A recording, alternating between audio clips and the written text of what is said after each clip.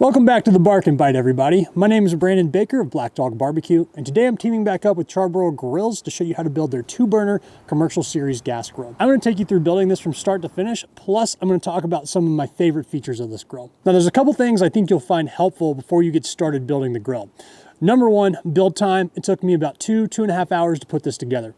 Now, keep in mind, I was filming while I was doing that, and so it took me longer than it'll probably take you, especially if you're savvy with tools. Next, the tools that you're gonna need are screwdrivers. That's pretty much it. I found that having a power tool with a drill bit, a short screwdriver, and a long screwdriver, all of which are Phillips head, did the trick. The last thing that I'll mention is that this can be built with either 1 or 2 people, but it is recommended to get 2 people when you're putting the head of the grill on right here. Now, it weighs about 10-20 pounds, so it's really not that bad, but just in terms of safety, I'd recommend doing so. Now, with that information in mind, I'll go ahead and walk you through how I built it. The first thing I like to do whenever I get a new grill is to go ahead, open the box, get all the parts out, and then go ahead and get all the trash together. That way it's not in the way, it's not as cluttered. There's gonna be a lot of parts, so we wanna make sure that we can keep as much space open as possible. I'm gonna do that now so I can go ahead and start putting the grill together.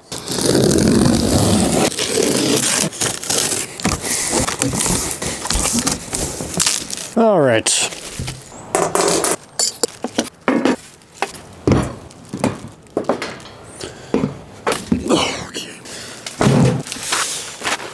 Honestly, here's the 2 most important parts. You definitely don't want to throw away the directions, so make sure you keep a hold on those. And then also, you've only got enough screws to complete the project, so there's no extras. Make sure that you keep an eye on these, keep them organized. You don't want these rolling away or losing them, or else you might be having to make a trip to the store to pick up some extra screws.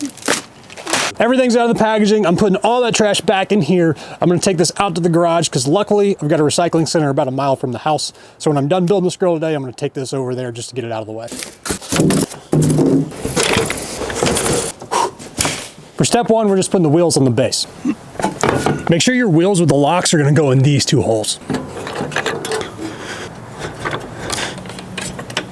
Now that we got the wheels on, I'm gonna start putting the sides together. This is where all those screws are gonna come in, so this is gonna take a few minutes.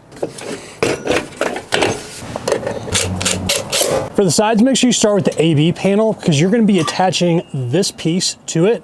You don't wanna do it on the other panel or else it's gonna set you back because you're gonna have to take it off and do it all over again the right way. I like to start by getting these 2 top screws in, just so you can hold it in place. Makes doing the bottom ones a lot easier.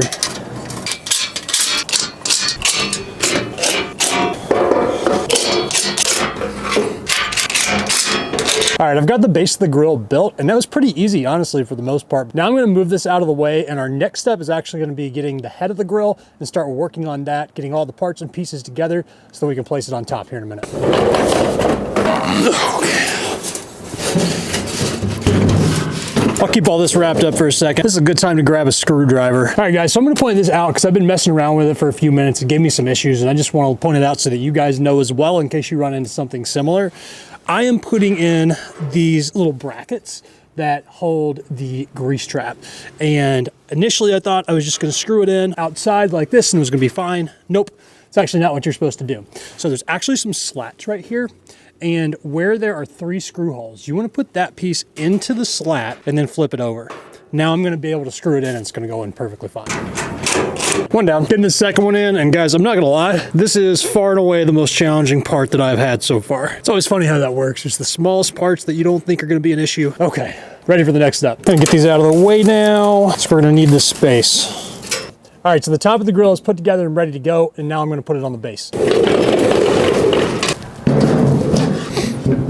Watch your fingers there. I think this is only about 10 or 20 pounds just based on how it felt. I don't know that for a fact, but that's what I think. So it wasn't too bad to put on, but again, a second pair of hands is always gonna be welcome here. I'm gonna screw this in and keep on going with our steps.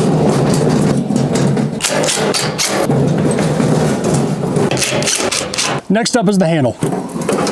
Perfect. I actually like just rotating the handle on here. I honestly find that it's easier for me. Of course, do it whatever way works best for you though. I find the second one to be much easier to screw in. Next step. All right, next I'm putting together one of the sides. So I'm going to take this piece right here. We're gonna screw it in on this side. This is gonna go in on top of that, and then we'll put a handle in to finish it off. You're gonna want a long screwdriver for this step because this is a tricky spot to get to with the screws. By the way, if you haven't noticed what I've been doing throughout this process, I like to get all the screws in loosely and then go back and tighten them. That way I give myself some leeway so I can move the pieces around and make sure all that the screws fit. Put these last two in. Power tool doesn't do you any good here. You just can't really get into the space. So again, you're gonna wanna use just a regular old screwdriver for these steps. Next step.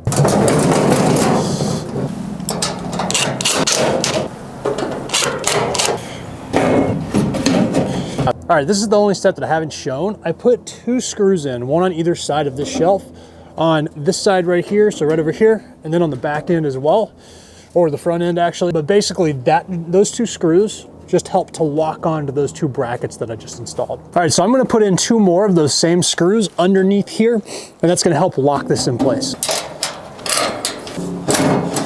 I've got just about everything put together now, so I'm gonna show you what I think is one of the coolest parts about this grill.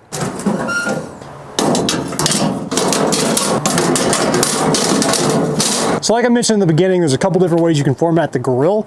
I just put the grill grates in as this is the most standard option, honestly, but I'm also gonna show you here the griddle insert as well and just how easy it is to put in place.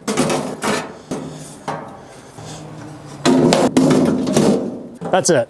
It's literally that simple. And you can also store this underneath here, which is very nice as well, just so it kind of minimizes the space, just kind of going with that same theme. There's also a charcoal tray insert that you can put on this if you want to cook with charcoal, which is an awesome option as well. I'm gonna take this back out and put in the grates, and I'm gonna continue building this out so we can finish this up. All right, it's gonna be difficult for me to walk you guys through this next step, so I'm just gonna show you. I'm gonna be taking these wires right here and hooking it up to the igniter box.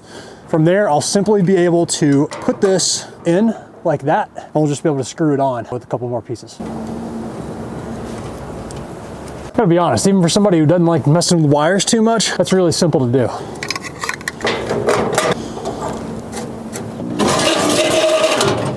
I mentioned a second ago, but that's where you can store the griddle top, so really convenient, honestly. Now that the grill's built, I'm gonna walk you through some of my favorite features, some of which I've touched on already. So first impressions, number one, I am really happy about the fact that this shelf can fold. I know that sounds basic, but that's not always the case. And so it's really nice because I can move it around. It's gonna take up less space. And honestly, from a personal preference, that's what I prefer. When it comes to the aesthetics of the grill, the Commercial Series is very sleek, if you can't tell. It's got a nice silver color. And the other upgrade that it has over the Pro Series or any of Charbroil's other grills is the handle. So it's got a nice handle that's easy to grip. It's not a must-have, but it is an upgrade from the other models. But honestly, that versatility is really what sets it apart. The fact that I can cook with charcoal or just a traditional grill grate all in one just is such a big benefit. It really negates the need to get any other grills or griddles if you don't want to. The last major benefit that I wanted to call out about the Commercial Series, which actually correlates to the Pro Series grills as well, and that's whether they're a 2-burner, 3-burner, or 4-burner grill, but they all have what Charbroil has coined as their amplifier technology. And what that is if you can see the silver material under the grill grates, that's what constitutes their amplifier system. And it may sound basic, but it really serves a unique purpose in the fact that it does two things really well that I've had a lot of positive experiences with. Number one, it evenly distributes the heat across the entire grill surface, which is really nice. There's not a bunch of hot spots or anything like that. And the other major benefit about that is you can pretty much eliminate flare-up. I've been using Charbroil's Pro Series and Commercial Series grills for the better part of 3 years now.